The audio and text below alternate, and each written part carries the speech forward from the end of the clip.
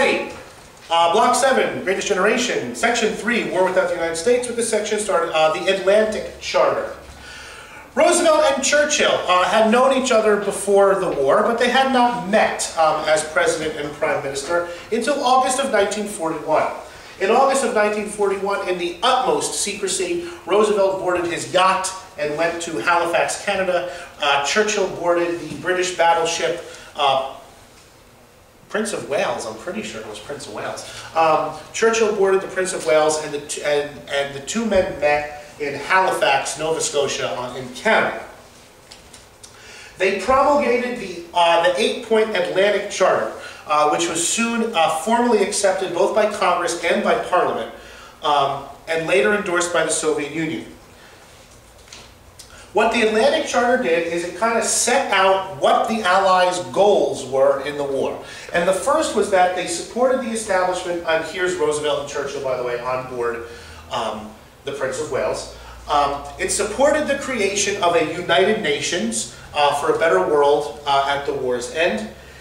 It supported no territorial changes against the wishes of the inhabitants of that territory.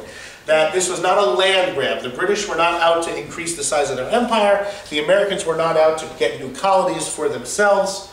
It supports all peoples, even those people in the colonies, and you can start to see here, what you can start to see here is world leadership change. That from the time of the defeat of Napoleon in 1815, the undisputed master of the world, the undisputed most powerful, most important country was Great Britain. And here in 1941, when Churchill and Roosevelt get together, and their big published declaration says all colonial people have the right to be free,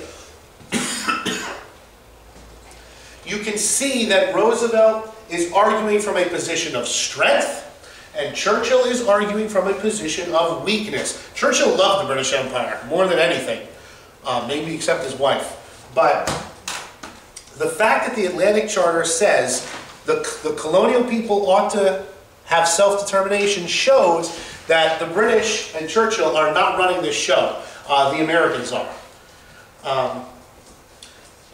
The Atlantic Charter provides for the countries that have been taken over by the dictators to get their own governments back. And you can say, like we just talked about, that Roosevelt's anti-imperialism wins out over Churchill's pro-imperialist views. But Churchill signs on. As much as he hates to admit it, he understands that the world is a changing place, and Great Britain is no longer top dog, that the United States is now. And he, I guess as happily as he could, figures that if it had to happen, it was best that it happened with the United States. So that's the Atlantic Charter. United Nations idea, no territorial acquisitions, anti-colonialism, and it's the first chance for Roosevelt and Churchill to meet because the two of them are going to work very closely throughout the rest of the war.